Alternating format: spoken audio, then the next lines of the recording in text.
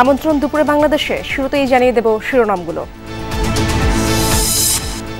প্রধান উপদেষ্টার সাথে জাতিসংঘ মহাসচিবের বৈঠক। টুইট বার্তায় গুতেরেস জানালেন, বাংলাদেশের চলমান সংস্কার ও পরিবর্তনে পাশে থাকবে সংস্থা।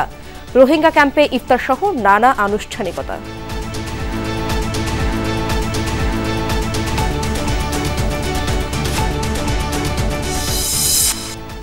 মাগুরায় শিশু আসিয়ার বাড়িতে এখনও শোকাচ্ছন্ন পরিবেশ। শিশু ধর্ষণের অভিযোগ লালমনিরহাট, সিরাজগঞ্জেও। ধর্ষণ চেষ্টার খবর ছড়ালে নারায়ণগঞ্জে বিক্ষোভ। জামিনে মুক্ত ধর্ষণ মামলার যাবজ্জীবন সাজাপ্রাপ্ত আসামি। আইন উপদেষ্টার আশ্বাসের পরও মেলেনি প্রতিকার। হতবাক স্বজন আর আইনজীবীরা। শুধু আমরা এফটিপিরা যদি চিল্লায় গলা ফাটাই দিই, এটাতে কোনো কিছু যায় আসে না। বিচারককেও একটু সচেতন হতে হবে। ঘরে যারা মা বোনরা আছে তাদেরকে একটু সচেতন হবে, আমাদের জনগণকে সচেতন হতে হবে। সংস্কার কমিশনের সুপারিশ সম্পর্কে এখনই মতামত জানাবে না বিএনপি। জামায়াত সহ বেশ কিছু দল টিকচিহ্নে সিদ্ধান্ত জানাতে অনীহা, সময় চান নেতারা। ক্রিপ্টোকারেন্সি ঘিরে প্রতারণা, নকল ওয়েবসাইটে বিনিয়োগ করে সর্বশান্ত অনেকে। অর্থ পাচারেও ব্যবহার হচ্ছে ডিজিটাল মুদ্রা। এই বিটকয়েন বা ক্রিপ্টোকারেন্সি বা ডিজিটাল কারেন্সি আমাদের দেশে বৈদেশিক মুদ্রার পাচারের অন্যতম একটি মাধ্যম হিসেবে ব্যবহার হয়। ফিলিস্তিনি শিক্ষার্থীর মুক্তির দাবিতে রাস্তায় ইসরায়েলিরা। নিউ ইয়র্কের ট্রাম্প টাওয়ারে অবস্থান, আটক কমপক্ষে 100 বিক্ষোভকারী।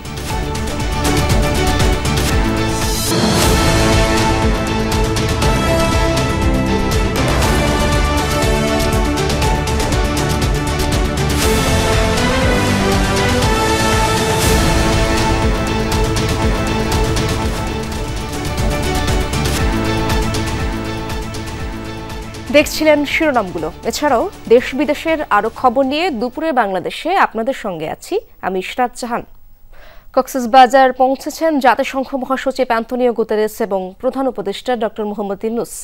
বিমানবন্দরে আছেন আমার সহকর্মী এহসান আল কুতুবী। সেখানকার খবরাখবর তার মাধ্যমেই জেনে নেব। এহসান, জাতিসংঘ মহাসচিব ও প্রধান উপদেষ্টা তো পৌঁছেছেন সেখানে, এয়ারপোর্টে কেমন তৎপরতা দেখছেন এবং সেখানকার নিরাপত্তা ব্যবস্থা কতটা জোরদার করা হয়েছে, সার্বিক ব্যবস্থাপনা জানাবেন আমাদের।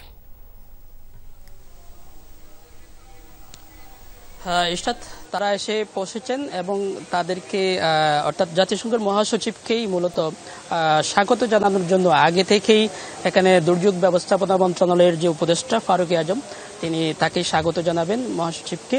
এবং এখানে তাদের আগমনকে ঘিরে শুধু এয়ারপোর্ট নয়, কক্সবাজার ঘিরেই পুরো কক্সবাজার জুড়ে কিন্তু নিরাপত্তা ব্যবস্থা জোরদার করা হয়েছে। 5 স্তরের নিরাপত্তা ব্যবস্থা, যেটি আমরা কয়েকদিন ধরে সেটি লক্ষ্য করছি। এবং রাস্তাঘাটে প্রচুর পরিমাণে পুলিশ সহ আইন শৃঙ্খলা বাহিনীর অন্যান্য যে সদস্য সবাই কিন্তু অবস্থায় রয়েছেন এবং সতর্ক অবস্থায় রয়েছেন। তবে আমরা যেই গেটে রয়েছি এটি হচ্ছে এয়ারপোর্টের একেবারে সম্মুখ গেটটি। এটি এখানেও আমরা কিন্তু নিরাপত্তা ব্যবস্থার যে দৃশ্য সেটিও দেখছি। পাশাপাশি আমরা যতটুকু জানি, জাতিসংঘ মহাসচিবকে বহনকারী তার যে বহর, যেটি রোহিঙ্গা ক্যাম্পের উদ্দেশ্যে রওনা হবে, সেই বহরটি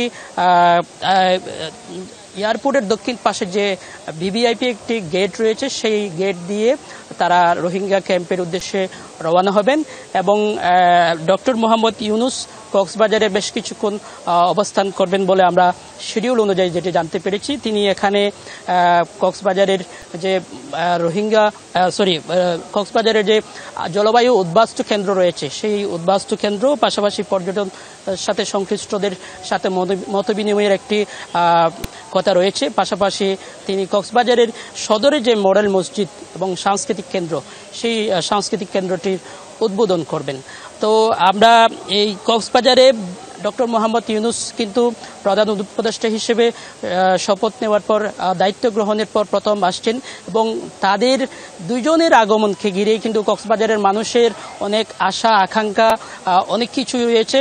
পাশাপাশি রোহিঙ্গা যারা রয়েছেন শরণার্থী ক্যাম্পে, তাদেরও কিন্তু অনেক আশা রয়েছে যে তারা ডক্টর মোহাম্মদ ইউনূসকে পাশে পাচ্ছেন এবং পাশাপাশি জাতিসংঘের মহাসচিবকেও পাশে পাচ্ছেন।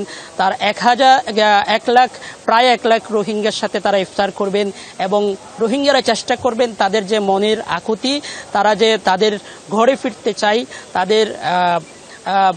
তাদের স্বদেশে ফিরতে চাই, তাদের ভিটেমাটি ফিরে পেতে চাই, তাদের অধিকার ফিরে পেতে চাই, সেটি নিয়ে তারা দাবি জানানোর চেষ্টা করবেন এবং এই সফরকে তারা একটি গুরুত্বপূর্ণ সফর হিসেবেও নিচ্ছেন। অর্থাৎ এটির মাধ্যমে একটা ফলপ্রসূ কোনো একটা উদ্যোগের দিকে যেতে পারে, সেটিও তারা বলছেন। ইশরাত। স্যার, আপনি এয়ারপোর্ট থেকে জানাচ্ছিলেন, আমরা দেখতে পাচ্ছি প্রধান উপদেষ্টার গাড়িবহর এই মুহূর্তে রওনা দিয়েছে। আবার আরেক সহকর্মী মনিরুল ইসলামের কাছে যেতে চাই, তিনি রয়েছেন রোহিঙ্গা ক্যাম্পে। মনির, দিনভর জাতিসংঘ মহাসচিব এবং প্রধান উপদেষ্টার কি কি কর্মসূচি রয়েছে? আপনি এর আগের খবরগুলোতেও জানাচ্ছিলেন, আমরা আবারও জানতে চাই আপনার কাছে, সার্বিক ব্যবস্থাগুলো জানাবেন। ধন্যবাদ। আসলে সেটাই, ঘন্টাখানেক আগেই আসার কথা ছিল, কিন্তু তারপরেও ঘন্টাখানেক একটু পিছিয়ে গেল। আমরা যেটা দেখলাম, তো তারা ইতিমধ্যে পৌঁছেছেন। তারা প্রধান উপদেষ্টা তার যে শহর কেন্দ্রিক কক্সবাজার শহরে এখন তার কিছু কর্মসূচি রয়েছে, কিছু কার্যক্রম রয়েছে, সেটার জন্য যাবেন। আর অন্যদিকে আলাদা হয়ে জাতিসংঘ মহাসচিব চলে আসবে আমি যেখানে এখন আছি ঠিক সেখানে। তো এখানে আসতে মিনিট 45 মতো লাগবে সময়। তো এখানে এসে এখানের ওই ক্যাম্প 18-র একটি আছে, যে লার্নিং সেন্টার আছে। তো সেই লার্নিং সেন্টারে রোহিঙ্গা নারী, শিশু এবং রোহিঙ্গার প্রতিনিধিদের সাথে কথা বলবেন জাতিসংঘ মহাসচিব অ্যান্তনিও গুতেরেস। আসলে জাতিসংঘ মহাসচিব এমন বাংলাদেশে তার হলো, যা 2018 সালে উনি এর আগে এসেছিলেন। ঠিক ওই সময়টাতে এই রোহিঙ্গা সমস্যা এবং সেইগুলো সংকট, সেটাই প্রাধান্য বিষয় ছিল। এবং এই সময়ে এখন যেটা আসলেন, সেটা তো রোহিঙ্গা সংকট সমস্যা বা সেটা সমাধান এই বিষয়টা আছেই। তো এমন একটা সময় তিনি আসছেন যখন কিনা এই যে রোহিঙ্গাদের জন্য আন্তর্জাতিকভাবে যে বাজেট করা হয়েছে, বিশেষ করে তাদের নিরাপত্তা, খাদ্য এবং তাদের বাসস্থান সহ অন্যান্য সুযোগ সুবিধার জন্য যে বাজেট আছে, তো সেই বাজেটটা যখন অর্ধেক করে দেওয়ার কথা বলা হচ্ছে, তখন আসলে এই জাতিসংঘ মহাসচিব আসছেন। এবং এই বিষয়টা নিয়ে ঠিক এই যে কক্ষটি যেটা দেখা যাচ্ছে লার্নিং সেন্টার, সেখানে জাতিসংঘ মহাসচিবের কাছেই এই যে রোহিঙ্গা শিশু, কিশোর বা নারী বা অন্যান্য প্রতিনিধিরা তারা মহাসচিবের কাছে তারা তাদের সমস্যা তুলে ধরবেন। বাজেট কাট করলে যাদের যে খাদ্য নিরাপত্তা কেন্দ্রিক যে সমস্যা হবে সেটা তুলে ধরবেন। এবং এছাড়া তারা এখানে আসলে কেমন আছেন, তারা ফিরে যেতে চান মিয়ানমারে, এই বিষয়টিও তারা উপস্থাপন করবেন। এবং রাখাইনে এখন পর্যন্ত এখনও আরাকান আর্মি রাখাইনের আশপাশ এবং সেসব বিভিন্ন এলাকা স্টেট আরাকান আর্মি তারা দখলে নেওয়ার পরেও, মিয়ানমার সেনাবাহিনী চলে যাওয়ার পরেও আসলে যে সেখানে এই যে রোহিঙ্গাদের জন্য বা রাখাইন অন্যান্য সম্প্রদায়ের জন্য, রাখাইনের সংখ্যালঘু সম্প্রদায়ের জন্য সেখানে যে একটা নিরাপদ পরিবেশ তৈরি হয়নি, সেই বিষয়টিও জাতিসংঘ মহাসচিবের কাছে তুলে ধরবেন। এবং এটা ছাড়াও তাদের যে অন্যান্য দাবি দেওয়া আছে সেটা থাকবে। তো এই লার্নিং সেন্টারে যেটা আছে, সেখান থেকে ঘণ্টাখানিকের যে কর্মসূচি সেটা শেষ করে RRMC এটার থেকে ঠিক মিনিট 5 উপরে উঠতে হয়, একটা ছোট্ট টিলার উপরে বা পাহাড়ের উপরে, উখিয়াতে, এই ক্যাম্পের পাশে। আর যে Rohingya cultural RCMC Rohingya cultural centre একটা আছে, সেখানে মিনিট 15 একটা কর্মসূচি আছে। এরপরে তিনি যাবেন পাট নিয়ে, রোহিঙ্গা নারীরা কাজ করেন সেখানে, পাট পণ্যজাত এবং কুটির শিল্প নিয়ে কাজ করেন, সেই জায়গাটি পরিদর্শন করবেন। সবশেষ আজকের বড় যে উপলক্ষ রয়েছে, প্রধান উপদেষ্টা এবং জাতিসংঘ মহাসচিব তারা দুইজনই একসাথে এই রোহিঙ্গা ক্যাম্পে তারা 1 লাখ রোহিঙ্গার সাথে তারা একসাথে ইফতার করবেন। এবং সেখানেও তারা গণমাধ্যমের সাথে কথা বলতে পারেন। রোহিঙ্গা ওদের উদ্দেশ্যে প্রধান উপদেষ্টা এবং জাতিসংঘ মহাসচিব তারাও একটা মিনিট 10 ধরে তারা কথা বলবেন সেখানে। সারাদিন ব্যাপী সেই খবর জানাবো আমরা দর্শককে। ধন্যবাদ আপনাকে মনির। বাংলাদেশের পরিবর্তন ও চলমান সংস্কার কার্যক্রমে জাতিসংঘ পাশে আছে বলে জানিয়েছেন মহাসচিব অ্যান্তনিও গুতেরেস। সকালে প্রধান উপদেষ্টা ডক্টর মোহাম্মদ ইউনূসের সাথে বৈঠকের পর এক্স হ্যান্ডেলে একথা লিখেন তিনি। এর আগে পররাষ্ট্র উপদেষ্টা তৌহিদ হোসেনের নেতৃত্বে উচ্চ পর্যায়ের প্রতিনিধি দল সাক্ষাৎ করেন সফররত জাতিসংঘ মহাসচিবের সাথে। ডক্টর মোহাম্মদ ইউনূসের অন্তর্বর্তী সরকার দায়িত্ব নেয়ার পর প্রথমবারের মতো বাংলাদেশ সফরে জাতিসংঘ মহাসচিব। সফরের দ্বিতীয় দিনের শুরুতেই তার সাথে দেখা করতে হোটেল ইন্টারকন্টিনেন্টালে আসেন পররাষ্ট্র উপদেষ্টা তৌহিদ হোসেন। সাথে ছিলেন প্রধান উপদেষ্টার বিশেষ দূত ডক্টর খলিলুর রহমান। পৌনে 1 ঘন্টার বৈঠকে আসে রোহিঙ্গা সংকটের নানা প্রসঙ্গ, বিশেষ করে তাদের জন্য বরাদ্দ কমে যাওয়ার বিষয়টি তুলে ধরেন পররাষ্ট্র উপদেষ্টা। পাশাপাশি সংকটের টেকসই সমাধানে রোহিঙ্গা প্রত্যাবাসনের বিষয়টি তো ছিলই। সেখান থেকে সরাসরি প্রধান উপদেষ্টার কার্যালয়ে যান জাতিসংঘ মহাসচিব। সেখানে তাকে আন্তরিক স্বাগত জানান প্রধান উপদেষ্টা নিজেই। প্রায় আধা ঘন্টার বৈঠকে 5 আগস্ট পরবর্তী বাংলাদেশের নানা চ্যালেঞ্জ, চলমান সংস্কার ও আগামী নির্বাচন প্রসঙ্গেও কথা বলেন দুই শীর্ষ নেতা। এ সময় অন্তর্বর্তী সরকারের উদ্যোগে পাশে থাকার আশ্বাস দেন অ্যান্তোনিও গুতেরেস। আলোচনায় আসে রাখাইন রাজ্যে চলমান অস্থিরতায় বাংলাদেশের ভেতর দিয়ে খাদ্য সহায়তা পৌঁছাতে হিউম্যান করিডোর প্রসঙ্গ। বৈঠক শেষে পরিদর্শন বইয়ে স্বাক্ষর করেন জাতিসংঘ মহাসচিব। শনিবার জাতিসংঘ কর্মকর্তাদের সাথে সাক্ষাৎ ছাড়াও সরকার গঠিত ঐকমত্য কমিশনের সাথে বৈঠক করার কথা অ্যান্তোনিও গুতেরেসের। তানভীর মৌসুম, যমুনা নিউজ, ঢাকা। জাতীয় ঐকমত্য কমিশনের পাঠানো 5টি সংস্কার কমিশনের সুপারিশ সম্পর্কে এখনই মতামত জানাবে না বিএনপি, জামায়াতে ইসলামী, বিএনপির মিত্র 12 দলীয় জোট, বাম জোট সহ বেশ কিছু রাজনৈতিক দল। এমসিকিউ আকারে মতামত জানাতে আগ্রহী নয় অনেকে। আবার 5টি সংস্কার কমিশনের সুপারিশ সম্পর্কে বিস্তারিত মতামত জানাতে দলের মধ্যে আলোচনার জন্য সময় চেয়েছে বিএনপি, জামায়াতে ইসলামী, এনসিপি সহ রাজনৈতিক দলগুলো। রাজনৈতিক দলগুলোর মতামত জানতে চেয়ে 6 মার্চ 5টি সংস্কার কমিশনের গুরুত্বপূর্ণ 166টি সুপারিশ পাঠিয়েছে জাতীয় ঐকমত্য কমিশন। সুপারিশগুলো ছক আকারে মাল্টিপল চয়েস কোশ্চেন এমসিকিউ আকারে পাঠানো হয়েছে, যাতে টিকচিহ্ন দিয়ে 120টি প্রশ্নের বিষয়ে মতামত জানতে চাওয়া হয়। সুপারিশের বিষয়ে একমত, একমত নই ও আংশিকভাবে একমত এই 3টি বিকল্প রাখা হয়েছে এবং সময় ও বাস্তবায়নের ক্ষেত্রে 6টি বিকল্প। এর বাইরে মন্তব্যের জন্য আলাদা ঘর রাখা হয়েছে।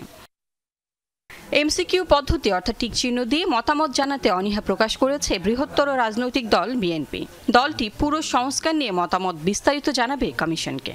এগুলো কোনগুলোর সাথে আমরা একমত, দ্বিমত অথবা আমাদের অন্যরকম মন্তব্য আছে সেটা আমরা দিতে পারি, সেটা আমরা দেব বিস্তারিত, বাট এমসিকিউ টিকমার্কে যাব না। 13 মার্চ মতামত জমা দেওয়ার সময়সীমা থাকলেও জমা দিচ্ছে না জামায়াতে ইসলামী, নাগরিক ঐক্য, গণসংহতি আন্দোলন, গণ অধিকার পরিষদ, 12 দলীয় জোট সহ বেশ কিছু দল।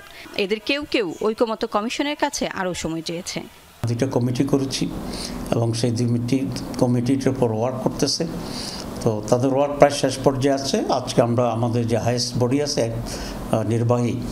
নির্বাহীতে এটা আমরা আলোচনা করব, তো সেখান থেকে এটা চূড়ান্ত হলেই আমরা জমা দেব।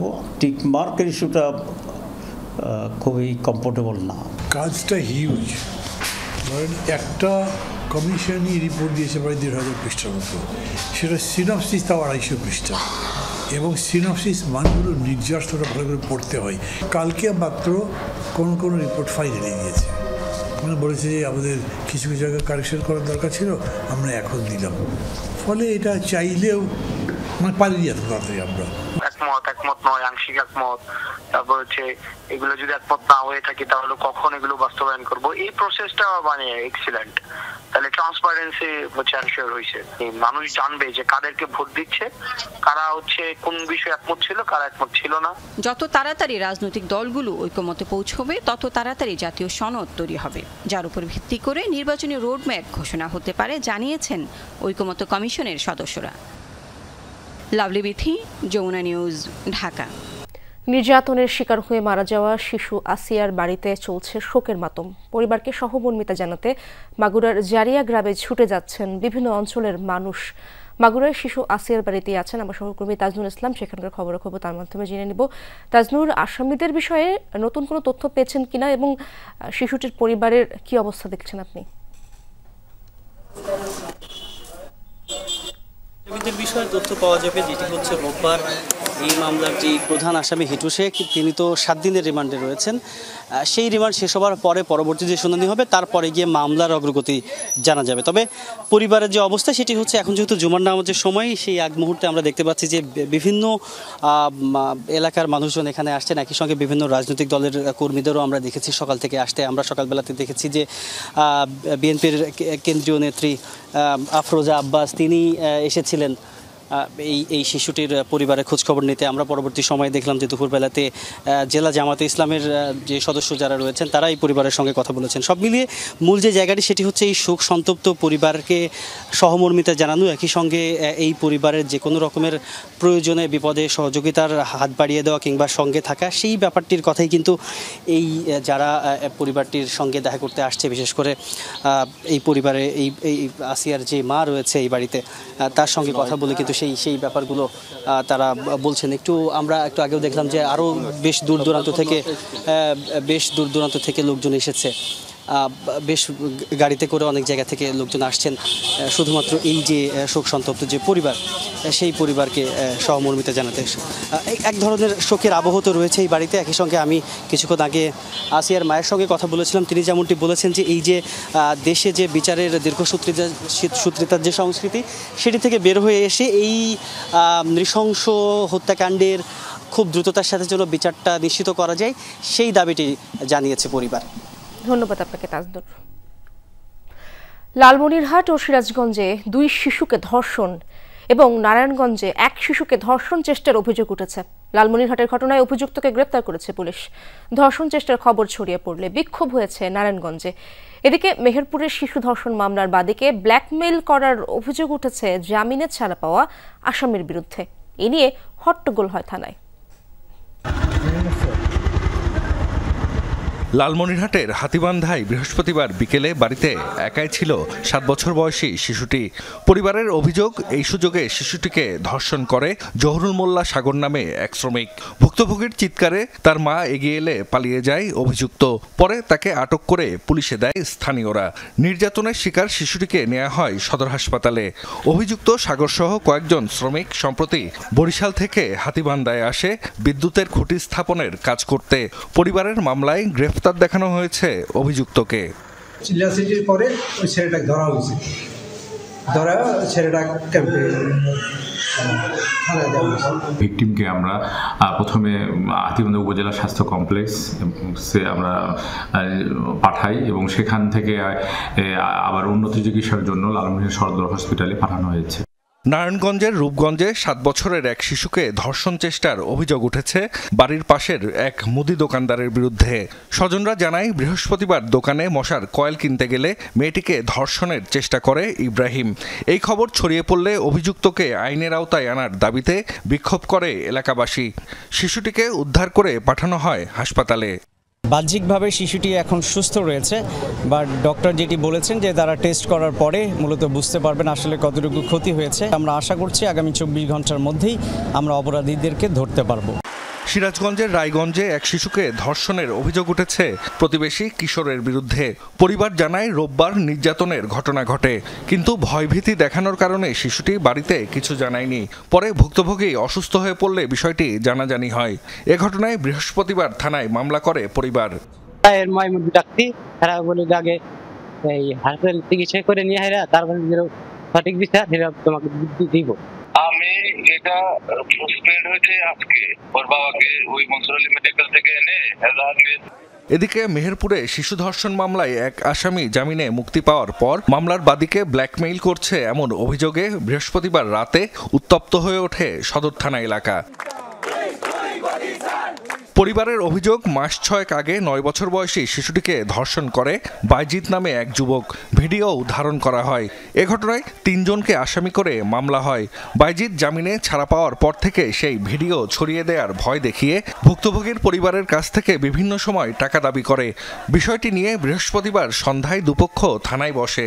অভিযোগ, এ সময় এসআই সুজয় কুমার ধর্ষণ মামলার আসামিদের পক্ষ নেন।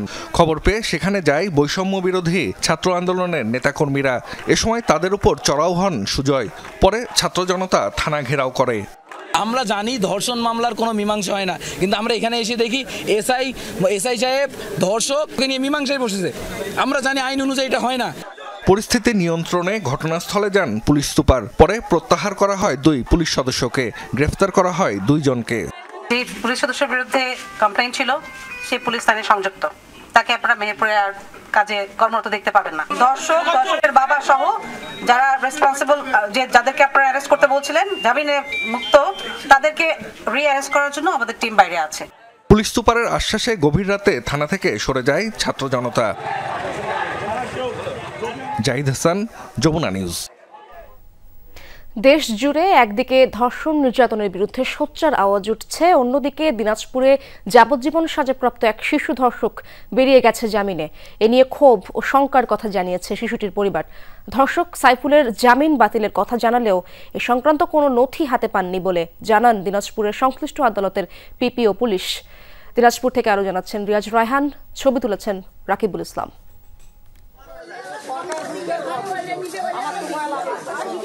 সাংবাদিক দেখে ভিকটিম পরিবারটির বাড়ির সামনে হইচই শুরু করে বেশ কয়েকজন প্রতিবেশী। পরে জানা যায় এরা এসেছেন আসামি সাইফুলের পক্ষ থেকে নির্যাতিতার পরিবারকে শাসাতে। যদিও এ সময় সাইফুলকে এলাকায় খুঁজে পাওয়া যায়নি। কথা হয় শিশুটির বাবার সঙ্গে, জানান আসামির জামিন নতুন করে আতঙ্ক তৈরি করেছে পরিবারটিতে। মেয়ের জীবন ধ্বংস করা আসামি ঘুরছে চোখের সামনে, এ দৃশ্য মানবেন কিভাবে এই বাবা? কিভাবে মানে জামিন পাইল? এটা সাজাপ্রাপ্ত আসামি, তার যাবজ্জীবন হয়েছে, সে ঘুরে বেড়াচ্ছে ওপেনে, বাজারে বাড়িতে ওপেন ঘুরে বেড়াচ্ছে, এটা কিভাবে সম্ভব? জানান ৫-৬ বছর বয়সে পাশবিক নির্যাতনের শিকার শিশুটির বয়স এখন ১৫, কিন্তু শারীরিক নানা সমস্যায় বন্ধ হয়ে গেছে পড়াশোনা। স্কুলে যায় না, তার সমস্যার কারণে সে এখনো পেশাব ধরে রাখতে পারে না, পেশাব চলাচলি করলে পেশাব ঝরে, এই জন্য স্কুলে পাঠাই না। ২০১৬ সালে মেয়ের ধর্ষণের ঘটনায় একটি মামলা দায়ের করেন তার বাবা। প্রায় ৬ বছর পর ২০২২ সালে আসামি সাইফুলের যাবজ্জীবন সাজা দেন দিনাজপুরের নারী ও শিশু নির্যাতন ট্রাইব্যুনাল। ৮ বছর ৩ মাস কারাভোগের পর চলতি বছরের ২৮ জানুয়ারি আসামি সাইফুলকে জামিন দেন উচ্চ আদালত, যেখানে সাইফুলকে টানা দীর্ঘদিন কারাবাস বলে উল্লেখ করা হয়। যদিও ২০২০ সালের এক রায়ে যাবজ্জীবন মানে ৩০ বছর বলে আদেশ দেন সুপ্রিম কোর্টের আপিল বিভাগ। সাইফুলের জামিনে ক্ষুব্ধ স্বয়ং পিপি নিজেই। শুধু আমরা পিপিরা যদি চিল্লায় গলা ফাটাই দিই, এটাতে কোনো কিছু যায় আসে না। বিচারককেও একটু সচেতন হতে হবে, ঘরে যারা মা বোনরা আছে তাদেরকে একটু সচেতন হবে, আমাদের জনগণকে সচেতন হতে হবে। বর্তমান ধর্ষণটা এত বেশি বেড়ে গেছে যে মানে এটা বলা যায় না, ঘরে ঘরেই ধর্ষণ হচ্ছে। ভিকটিম শিশুটিকে ঘটনার পর থেকে আইনি সহায়তা দিয়ে আসছে স্থানীয় একটি বেসরকারি সংস্থা। আসামির জামিনে উদ্বেগ জানিয়েছেন সংস্থাটির নির্বাহী পরিচালক। একটা যাবজ্জীবন দণ্ডপ্রাপ্ত আসামি তার কিভাবে জামিন হতে পারে, এটা কিন্তু আমরাও মানে খুবই একটা বিচলিত অবস্থার মধ্যে পড়ে গেলাম। এবং এটা হলো যে আসলে কমিউনিটির ব্যাপার, তো তারা তো একটা গ্রামে থাকে, গ্রামের মানুষ। যখন এই নিউজটা তারা পেয়েছে তারা তো মানে ভীষণ উৎকণ্ঠিত এবং তারা সঙ্গে সঙ্গে আমাদের সঙ্গে যোগাযোগ করছে। আসামি সাইফুলের জামিন বাতিলের কোনো নথি পাননি আইনজীবী ও পুলিশ। তবে ভিকটিম পরিবারটির নিরাপত্তা নিশ্চিতে পুলিশ সচেষ্ট আছে বলে জানান কর্মকর্তারা। আর আইন সংশোধনের মাধ্যমে এসব ক্ষেত্রে আসামি জামিনের বিধান রহিত করা প্রয়োজন বলে মনে করেন আইনজীবীরা। পুলিশের যে অফিসার তারা তাদের পরিবারের সাথে যোগাযোগ রাখছে এবং আমরা ডিস্ট্রিক্ট লেভেল থেকে এখান থেকেও আমরা তাদের পরিবারের সদস্যদের সাথে যোগাযোগ রাখছি এবং অ্যাট দ্য সেম টাইম আমরা এই নিরাপত্তা জোরদারকরণের ক্ষেত্রে গোয়েন্দা নজরদারিও বৃদ্ধি করেছি। ব্যক্তিগতভাবে আমার মতামত, যেহেতু ধর্ষণ আগে দেখছি যে একটা দুটা হয়েছে, ইদানিং এত বেশি ধর্ষণ হচ্ছে যে এটা আমি জোর ধরে দাবি জানাচ্ছি যে হচ্ছে রায়ের আগ পর্যন্ত আসামিরা যেন হাজতে থাকে। ভিকটিম পরিবারটির আইনি সুরক্ষা নিশ্চিতের তাগিদ দেন আইনজীবীরা। প্রান্তিক জনপদের এসব মানুষের উপর যখন পাশবিক নির্যাতন হয় তখন অসহায়ের সহায় হয়ে ওঠে আদালত। আর তাই দিনাজপুরের এই ভিকটিম পরিবারটিও মনে করছে আসামি সাইফুলের জামিন নামঞ্জুর করে তার সর্বোচ্চ শাস্তি নিশ্চিত করবে আদালত। রিয়াজ রায়হান, যমুনা নিউজ, দিনাজপুর। দেশব্যাপী নারী ও শিশু নির্যাতনের তথ্য সংগ্রহ, আইনি ও স্বাস্থ্যসেবা নিশ্চিত করতে বিশেষ সেল গঠন করেছে বিএনপি। দলের আইন বিষয়ক সম্পাদক ব্যারিস্টার কায়সার কামাল ও স্বাস্থ্য বিষয়ক সম্পাদক ডক্টর রফিকুল ইসলাম এই সেলের সমন্বয়ক হিসেবে দায়িত্ব পালন করবেন। সকালে নয়াপল্টনে দলের কেন্দ্রীয় কার্যালয়ে সংবাদ সম্মেলনে এই তথ্য জানান বিএনপির সিনিয়র যুগ্ম মহাসচিব রিজভী আহমেদ। বর্তমান শাসনকালে মানুষের প্রত্যাশা ছিল সারা জাতিতে তৃণমূলে অতি দ্রুত আইনের শাসন বলবৎ, কিন্তু প্রশাসনের শ্লথ ও ঢিলেঢালা আচরণের কারণে সমাজে দুষ্কৃতিকারীরা নানাভাবেই আশকারা পাচ্ছে। মানুষের সমবেত ধ্বনি ন্যায় বিচার নিশ্চিত করা, কিন্তু সেটি যদি অনুপস্থিত থাকে তাহলে অন্তর্বর্তীকালীন সরকারের গ্রহণযোগ্যতা হ্রাস পেতে থাকবে। প্রিয় দর্শক, ক্রিপ্টোকারেন্সি সম্পর্কে আপনারা অনেকেই জানেন না। যারা জানেন তাদের কেউ কেউ এরই মধ্যে ধরাশায়ী হয়েছেন টাকা খুইয়ে, লাভবানও হচ্ছেন কেউ। দেশে বৈধতা না থাকলেও বাড়ছে ক্রিপ্টোকারেন্সির প্রভাব। আতঙ্কের সুরে বাংলাদেশ ব্যাংক ও সিআইডি বলছে অর্থ পাচারে জনপ্রিয় হচ্ছে ক্রিপ্টোকারেন্সির ব্যবহার। অনুসন্ধানে দেখা যাচ্ছে নকল ও অবৈধ ওয়েবসাইটে কিংবা বেটিং অ্যাপের মাধ্যমে ক্রিপ্টোকারেন্সিতে বিনিয়োগ করে প্রতারিত হচ্ছে অসংখ্য মানুষ। অসাধু চক্র হাতিয়ে নিচ্ছে হাজার কোটি টাকা। তৌহিদ হোসেনের রিপোর্টে বিস্তারিত। ক্যামেরায় ছিলেন শাহরিয়ার কবির সৈকত। ক্রিপ্টোকারেন্সি টাকা, ডলার, রুপির মতো ব্যবহার করা যায়, কিন্তু দেখা যায় না বা ছোঁয়া যায় না। বিশ্বে এখন কোটি কোটি ডলার লেনদেন হচ্ছে এই ভার্চুয়াল মুদ্রায়। ক্রিপ্টোকারেন্সিতে কোনো রাষ্ট্রের নিয়ন্ত্রণ নেই, তাই প্রতারণার অভিযোগও অহরহ। আমাদের কাছে তথ্য আসে, ক্রিপ্টোকারেন্সি প্রতারণার কেন্দ্র হয়ে উঠছে মেহেরপুর। বড় শিকার কিশোর ও তরুণেরা। ডিজিটাল প্রতারণার উৎস খুঁজতে খুঁজতে যমুনা টেলিভিশনের টিম হাজির মেহেরপুর জেলায়। বলা হয় এখানকার বিভিন্ন সুপার এজেন্ট, সাব এজেন্ট কিংবা ম্যানেজারদের মাধ্যমে ব্যক্তি বিশেষে এখানে হাত বদল হয় কোটি টাকা, এমনকি এই জেলা থেকে কয়েক হাজার কোটি টাকা বিদেশে পাচার হয়ে গিয়েছে এই ধরনের ডিজিটাল প্রতারণার মাধ্যমে, এমন অভিযোগও মিলেছে। ছেলে বুড়ো সহ এইখানকার জনগোষ্ঠীর একটি মুষ্টিমেয় অংশ এই বিভিন্ন ডিজিটাল অ্যাপের সাথে জড়িত বলে অনেকে এই বিষয়ে কথা বলতে রাজি হননি। তারপরও যমুনা টেলিভিশন কয়েকজনের সাথে কথা বলার সুযোগ তৈরি করেছে। আমরা জানবো তাদের অভিজ্ঞতা। নাম পরিচয় প্রকাশ না করার শর্তে কথা হয় কয়েকজন ভুক্তভোগীর সাথে। মূলত অনলাইন গেম ও বেটিং অ্যাপের সুবাদে ক্রিপ্টোকারেন্সি ও ডলারে বিনিয়োগ করেছেন তারা। বড় অংশ লগ্নি হয়েছে নগদ টাকায় স্থানীয় এজেন্টের মাধ্যমে। কেউ ব্যবহার করেছেন মোবাইল ব্যাংকিং কিংবা ক্রেডিট কার্ড। এজেন্টরা মনে করেন প্রতি গেমে পায় তো 5,000 10,000 টাকা করে, আর যারা মানে লোকাল রেফার তারা 200 300 500 প্রতি গেমে। 20,000 টাকা যদি ডিপোজিট করি প্রতিদিন যদি 600 টাকা পার কিছু লাগে, তার কিছু লাগে না। এই কারণে মানুষ ধরেন 5 মাস মতন ভালোই চলেছে। 5 মাসে মানুষ যা টাকা তুলে ফেলেছে, কারো টাকা তুলতে পারেনি, কেউ বলেছে 3 বছর আশ্বাস দিচ্ছে একটা ভালো একটা বেনিফিট পাবো। লোভ ভিতরে কাজ করবে, তখন এইটাতে কিছু নাই, আপনি জিততে পারবেন না। যত চেষ্টা করেন না কেন আপনার দিন শেষে রাতে আপনার হারিয়ে আসবে। যত টাকায় ঢোকায় না কেন দিন শেষে আমার হারিয়ে আসবে। আপনার দেখাচ্ছে আপনি 2 লাখ টাকা জিতলেন, কিন্তু আপনার পরবর্তীতে 5 লাখ চলে যাবে। আমরাও বিনিয়োগ করে দেখতে চাই, বুঝতে চাই প্রতারণার কৌশল। পরিচয় হলো এজেন্ট শাওনের সঙ্গে। তিনি জানালেন রাশিয়ার বিতর্কিত অ্যাপ ফোর্সেজে বিনিয়োগ করলেই মিলবে অনেক মুনাফা। টাকা দেওয়ার পাশাপাশি ক্লাসও করতে হবে অনলাইনে। এভাবে 2 দফা টাকা দিয়ে যেন বাতাসে মিলিয়ে গেলেন শাওন। বদলে ফেলেন মোবাইল নম্বর। $51 না, আমি পাইছিলাম $76 এনএফটি সেল করে বিএনবি।